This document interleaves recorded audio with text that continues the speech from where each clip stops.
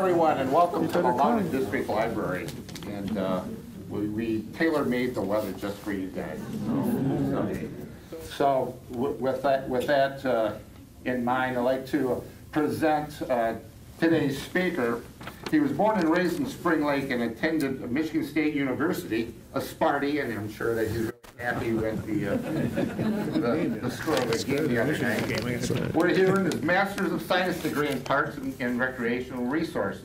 He was the director of Saginaw County Parks and Recreation Department for 7 years before becoming director of Ottawa County Parks and Recreation Department in 1987. He lives in Grand Haven with his wife and 2 daughters. Ladies and gentlemen, I introduce John Scholtz. Thank you.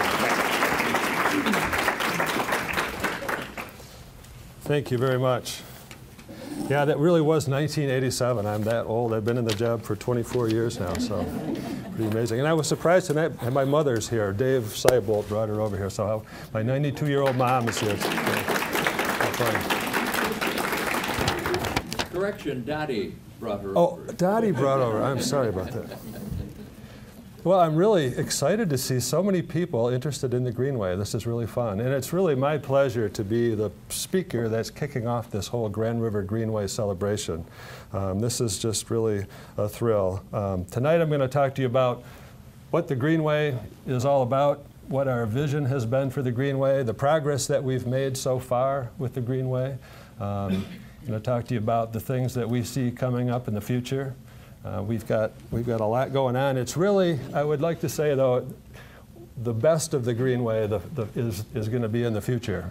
But it's a great time right now to kind of pause and reflect on what we've accomplished and what's been done so far.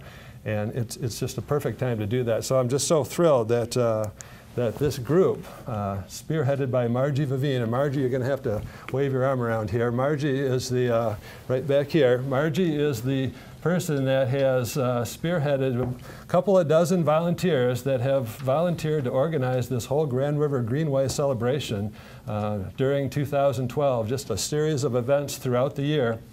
And we really do appreciate what they have done. And so, great chance to talk about the Greenway, get people's attention, and so tonight I hope to teach you a little bit about what the Greenway is all about. So, a little bit of history here. The Ottawa County Road Commission is the group that really started the park system, and between 1929 and 1980 they established 9 parks in Ottawa County. 2 of those parks, 40-acre Riverside Park and 2-acre Deer Creek Park, were on the Grand River. So a little bit of a presence, about 400 acres in the park system back in the mid-1980s.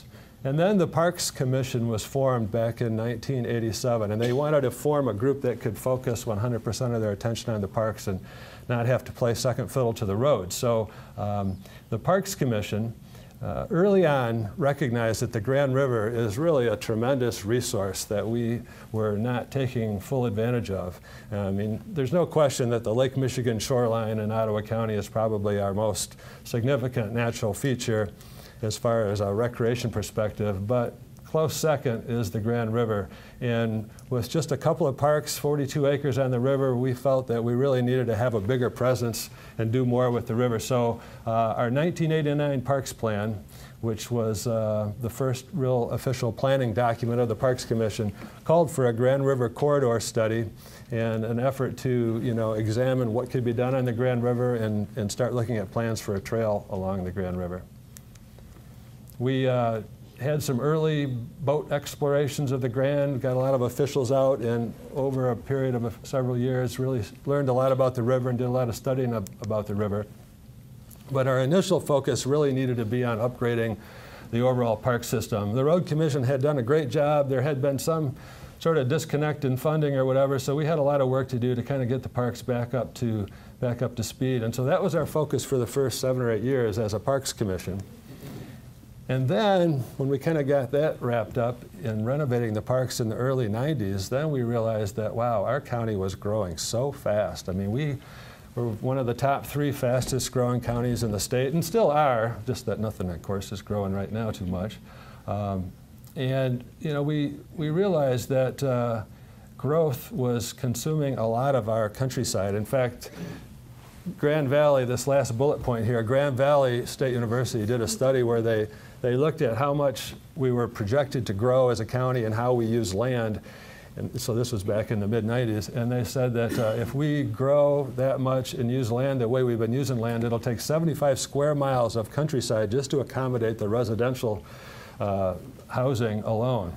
So we realized that we were going to lose a lot of our best natural lands, and we better move quickly if we wanted to add to the park system for the future. So there was kind of a consensus developed about the need to grow the park system a little bit, and the desire to create a land legacy for future generations. But there's a big question on, what lands do we preserve? I mean, what should we be focusing on? We'd done a lot of studies and looked at the county, and it wasn't a no-brainer for us looking at it exactly how we should approach that. We consulted with the Michigan Natural Features Inventory. These are the scientists that really know the land and know the natural communities and the special plants that we have, and they had done a fully detailed study of Ottawa County. Just 2 counties in the state had been done at that time by the Natural Features Inventory, and so they were really knowledgeable about what we had in the county. And their advice to me was, you really need to think about trying to link your natural lands together. That lands that are sitting apart, surrounded by development, don't have nearly as much natural value as properties that are interconnected, natural green spaces. So look at an interconnected network of green space that conserves natural ecosystem values. That's the kind of advice that they were giving us at that time.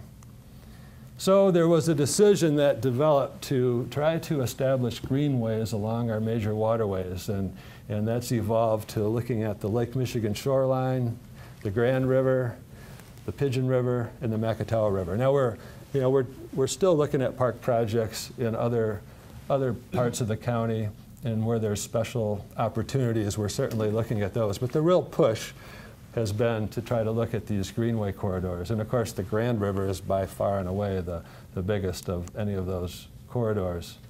So greenways, greenways are, kind of pieces of green infrastructure. Green infrastructure, is kind of a neat term that just was coined probably 10 or 15 years ago. And the whole idea, of calling it green infrastructure is, we do such a great job of planning for our gray infrastructure. You plan in advance for your roads and your sewers, and that's all very scientific, and everybody is looking ahead so we don't get caught short. But nobody's looking at green space and green infrastructure in that same way. And what happens is communities grow, and then they look back and go, wow, we've lost all of our green space. Well, it's a little difficult at that time to buy houses and tear them down and recreate the kind of natural lands that you had at one point in time. So that's kind of the concept behind it. So